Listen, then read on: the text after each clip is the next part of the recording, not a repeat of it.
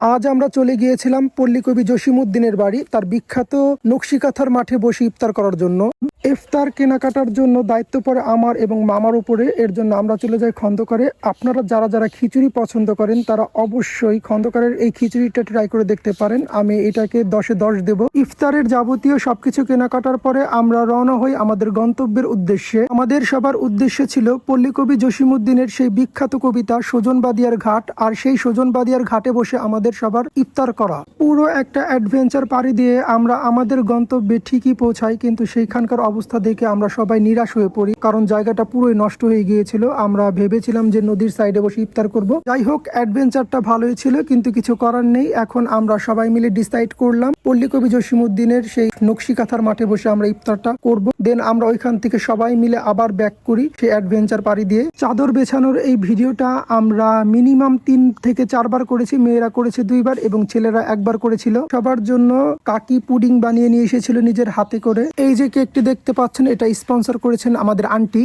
এক এক করে ইফতারের সব আয়োজন আমরা করতেছিলাম। বিশেষ করে আমরা না, মেয়েরা এইগুলা করতেছিল, ছেলেরা জাস্ট পেছনে দাঁড়ানো ছিল। আমরা দেখতেছিলাম যে তারা আসলে মূলত কি কি করে। পানি আনার কাজে দায়িত্ব ছিল আমার বেস্ট ফ্রেন্ড শহীদুল এবং মামার। আমরা যেহেতু গ্রুপে 21 জন মানুষ ছিলাম, তাই আমরা সবাই মিলেমিশে কাজগুলো করতেছিলাম। বিশেষ করে আমি ভিডিও করতে করতে আমার হাত পুরোই ব্যথা।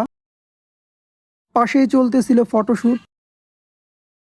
দেন আমি, মামা এবং আন্টি চলে গেলাম ফলগুলো ধোয়ার জন্য। পাশাপাশি আমরা সবাই মিলে মিশে কাজগুলো করতেছিলাম, কারণ আমাদের হাতে বেশি সময় ছিল না। আমরা সাথে করে জায়নামাজ নিয়ে গিয়েছিলাম। ওইখানেই আমরা আসরের নামাজ পড়ি সবাই। আসেন আমরা এক এক করে সবার সাথে পরিচিত হই।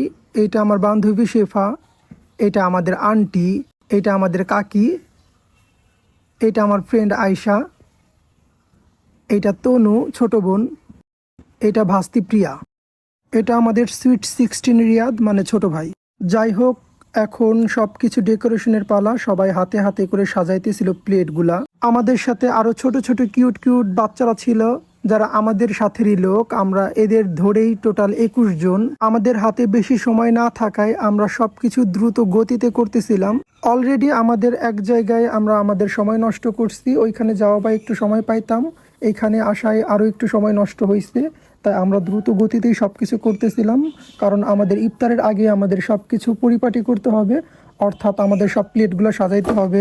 যেহেতু ভিডিও করার দায়িত্বে আমি ছিলাম, কিন্তু আমার ভিডিও করার দায়িত্বে কেউ ছিল না। এর জন্য আমাকে খুব একটা দেখা যাইতেছে না ভিডিওতে। হাতে 15 মিনিটের মতো সময় ছিল। এর জন্য আমরা দ্রুত গতিতে আমরা আমাদের হাতের কাজগুলো করতেছিলাম, বিশেষ করে প্লেট সাজানোর ব্যাপারটা। এর জন্য আমরা এক একজনের উপরে এক একটা দায়িত্ব দিয়ে দিই।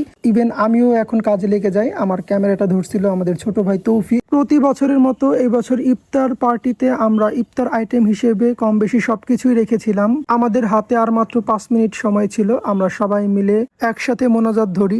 দেন আমরা ইফতার শেষ করে ওইখানেই মাগরিবের নামাজটা পড়ি এবং যে যার বাসার উদ্দেশ্যে রওনা দিই। যাই হোক, আপনাদের ভিডিওটি কেমন লাগলো এবং বিশেষ করে জায়গাটা কেমন লাগলো অবশ্যই কমেন্ট বক্সে কমেন্ট করে জানাবেন। এবং সম্পূর্ণ ভিডিওটি দেখার জন্য আপনাদের সবাইকে অসংখ্য ধন্যবাদ।